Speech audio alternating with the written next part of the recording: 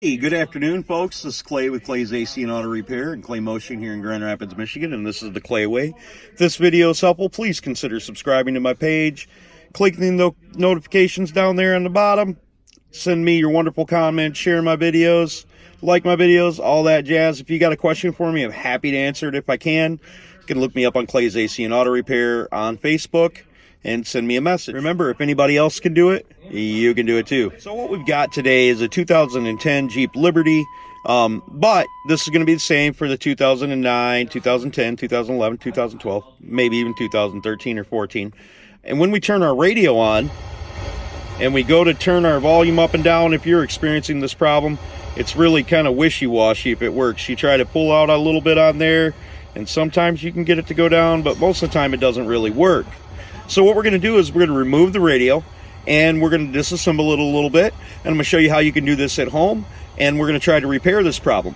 I don't know, if you don't see the video, then I couldn't fix it. Okay, so we're going to kind of start this process as we're going to pull this back, and I gently did that,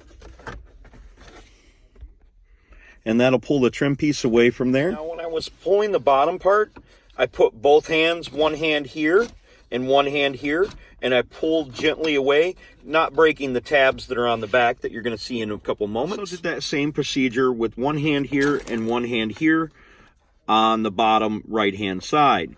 Now we're going to disconnect our wires from the back of our heater control so we can remove the bezel completely out of the way.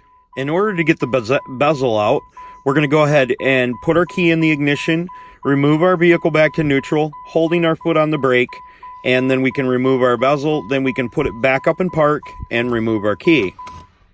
Now we have to push down on the red tab right here to release the main power harness, and push down on the little blue tab right there to release the auxiliary, and we need to undo our electrical connectors for our cigarette lighter. Quite simply just push down on this little tab right here, and then that'll allow that to remove, and then we can move our bezel out of the way once we remove the last electrical connector down here for our four-way switch.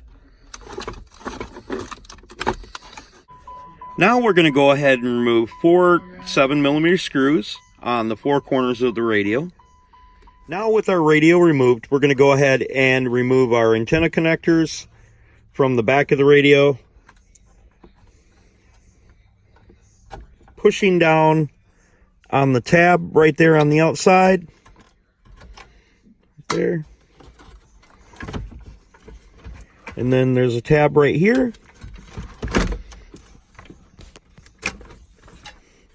And then our radio is able to be removed. Good job, guys. You've got your radio removed, and you can replace it or do whatever service you were planning on doing. Hopefully you guys will consider subscribing.